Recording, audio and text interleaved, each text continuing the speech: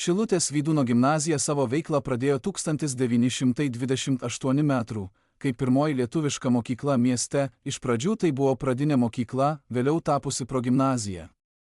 1934 m. joje atidarytos gimnazijos klasės, o 1938 m.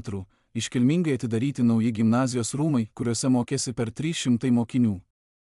Tarpukariu ši gimnazija tapo reikšmingų lietuviškos kultūros ir švietimo centru Klaipėdos krašte, čia vyko chorų, teatro, šokių veikla, buvo ugdomas tautiškumas.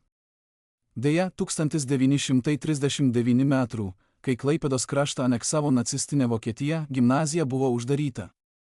Po Antrojo pasaulinio karo jos pastate veikė rusiška mokykla. Nepriklausomybės atkūrimo laikotarpiu 1991 m. buvę mokiniai ėmėsi iniciatyvos atkurti gimnazijos vardą ir tęstinumą.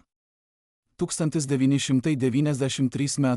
prie pastato atidengta paminklinė lenta, o mokyklai oficialiai sugrąžintas Vydūno vardas, pagerbiant šį lietuvių filosofą ir kultūros veikėją.